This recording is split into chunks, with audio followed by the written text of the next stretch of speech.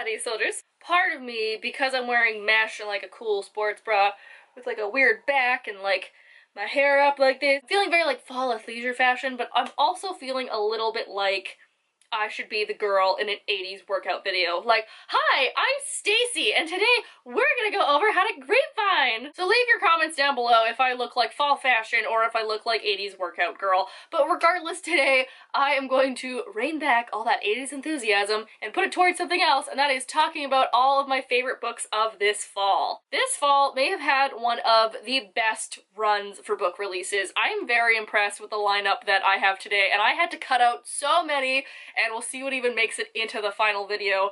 I really don't want this video to be 20 minutes long, though it very easily could be. Let's jump right in with one of my favorite books of the year, not only the fall, and that is the delightful villain extravaganza that was Vengeful by V.E. Schwab. This is the sequel no one asked for, but the sequel we all definitely wanted because, hot damn, I'm so happy to return to this super villain world, and I love how morally gray and twisted everybody is. A lot of times when female characters are described as ambitious or confrontational, they're the bitch character. They're the evil woman who like wants everything to be about her, and she's so bossy and she's so snippy.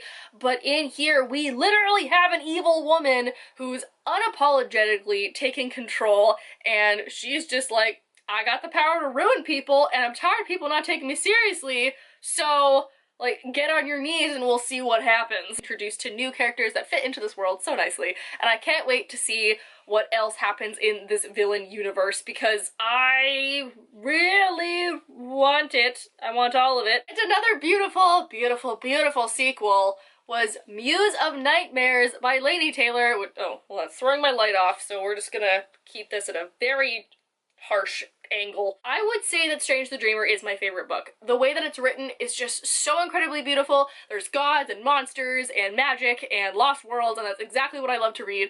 And I have been waiting for this for so long, and it was so good! You have ghosts and god spawn and rips in the fabric of reality, and it's such an interesting sequel that closes so many plot lines and opens so many doors that I'm very impressed with this. I'm satisfied with this, but at the same time, there are so many hints to other worlds and stories that could happen either in this world or another world, and I really hope that Lady Taylor goes there because I want to read all of it. And while we're on the subject of great sequels, let's talk about The Lady's Guide to Petticoats and Piracy, which I just finished the other day, and I loved so much. While Felicity is definitely different than Monty, the Montague sass definitely makes an appearance in this, and I love Felicity's journey so much. Amazing female friendship and some kick-ass girls and feminism, as well as like a ton of medical terms. I have no idea what they are, but also like sea monsters, and just the way that Felicity grows in this, and the fact that she keeps reiterating that like she is somebody and she matters is such an important message.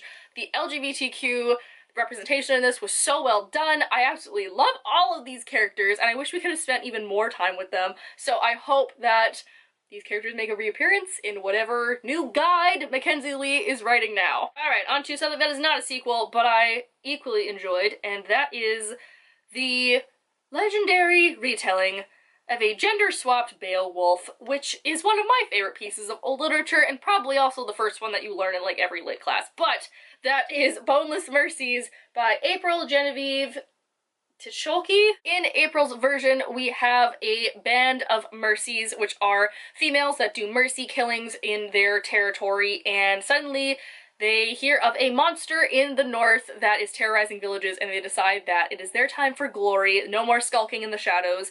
And the way that all of these females react to one another and are such a good family, and they all have their own personalities, their own backstories, is so well divided. And I love the places we go. I wish we could have gone to more fantastical places. Our hero's journey is tempered not only by the fact that she's a woman, but a lot of strong female characters are very physically strong, and while she is very strong, there's a very big emotional journey that goes on with her, and like wanting to make an impression on the world. And I think that's something a lot of us can relate to, despite the fact that this is from a very old time that has absolutely nothing to do with modern technology. Now, if you watched my Halloween video, this will be a reoccurring book, but it was just so good, and it came out in September, so it totally counts as fall. And that is the bloody, awful, terrible, wonderful book that was Not Even Bones by Rebecca Schaeffer. This is all about a girl named Nina who dissects paranormal creatures so that her mother can sell their organs on the black market, and it did not hold back. There was gore, there was blood, there was guts, and I thought it was so well written. I was sucked in from the very beginning. I love how morally gray Nina is. I love how none of these characters are really good people. I love the fact that they know they're not really good people, and the whole time you're just expecting someone to like break out and be like, oh no, like I'm actually a good person, like I'm gonna save these people and like do this thing and like everything will be good in the world, and you just don't get that. But also be prepared to fall in love with these characters that are awful people and then, you know, have like a little mental breakdown about like who you are as a person if you like these people. Let us talk about The Light Between Worlds by Laura E. Weymouth. I'm not sure if people are gonna like this book or hate this book because it is a Narnia retelling, sort of, in the fact that it's about these three siblings during the war that get transported to this magical place and end up being in the middle of a war over there, and there's a magical talking creature that is the king of these lands, and they have to grow up in this other world while war is happening. Then they do end up getting sent home to their prepubescent bodies and the time period of another war, and it's the PTSD of two of these characters, the younger sister who wants to return to this magic place and the older sister who wants to forget about it entirely. The parallels are very Narnia-esque, and that's one of the reasons why I was a little bit bothered with this book at first, because it's just so similar. But the reason that I liked it and why I'm putting it in this video is because the portrayal of PTSD is so well done in this, with both the younger sister, because she is just pining away after this place that you can't get back to, and do you think it's all a dream, are you delusional, what have you, and then the older sister who wants nothing to do with it and hates all of the reminders that keep coming at her. So it's this beautiful book about two sisters trying to figure out where they belong and in what world. It was so beautiful and sad and melancholy, and I felt myself really feeling all of the emotions that both characters were feeling. So if you did like Narnia, I would give this a try, because this is like a dive into the psyche of what Lucy and Susan would feel like, perhaps, after returning back home. And then a book that I was part of the blog tour for, and that is the murderous, magical, and mysterious book that is Grim Lovelies by Megan Shepherd. This is a Parisian fantasy novel about beasties, which are animals that have been enchanted to become human, and they live under this witch, and the witch mysteriously dies, and all the characters have 3 days before they get turned back into animals. And it's all about them trapezing the streets of Paris and exploring the countryside of France as we try to stop the curse before time is up, and the main character starts learning about all this new magic that is occurring in their world. It's such a fun and fast-paced and darkly whimsical kind of book that I think fans of Stephanie Garber or Holly Black would really enjoy, and I will link a blog post dedicated to a fuller review down below. Now let's say instead of these hardcore fantasy novels, you're like, Rachel, I'm tired of people going on quests and like learning magic. I grew up with 90210, I like Gossip Girl, I want something that has hot goss and drama.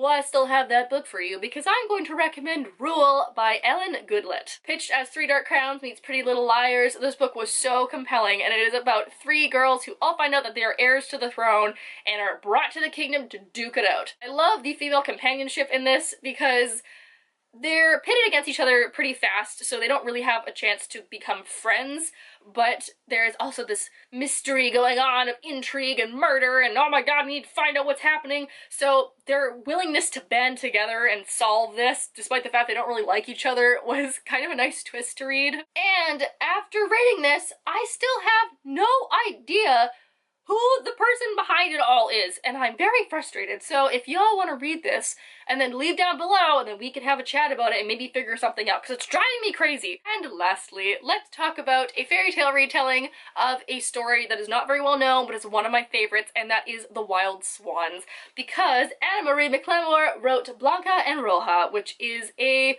absolutely beautiful book. Okay, so mid-review, the neighbor across the street from me decided to mow his lawn, and I was waiting. I waited for half an hour. Who mows like a strip of grass like this big for half an hour? And if he's not doing that, he's in his garage or like using a leaf blower or like a vacuum or like something loud every time I film. At this moment, it's 1:30 on a Wednesday. Like, what are you doing? why? It's not a weekend, it's not a morning, it's not an evening, it's just, ugh, I'm baffled, and I still need to talk about this book, so there's just gonna be some lawnmower in the background. These two sisters are born into a family where one twin will be taken by the swans to become a swan, and the other will stay human. And these two sisters love each other so much that they are trying to somehow find a way to break this curse. Meanwhile, we have two love interests, and I'm gonna say love interests, and not male characters, who are more involved in their life and more involved in magic than they previously thought. There is beautiful representation in this, there's beautiful relationship representation in this, beautiful family representation in this. This book was so lovely to read. I think lovely is like a good word for it. The characters were lovely. The ending was lovely. The way that everybody interacts and, you know, bonds is lovely. So if you want to read a lovely book this fall, pick up this one right here. So there you have it. I know this video was kind of long, but there's just so many good ones that came out this fall. I wish I could talk about more, but we're gonna cut it off. It is now time for me to reorganize my bookshelves again and eat lunch. So please leave down below if there were any books this fall that really stood out to you.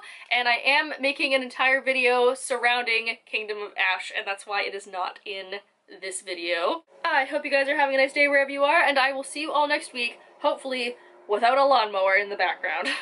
Bye.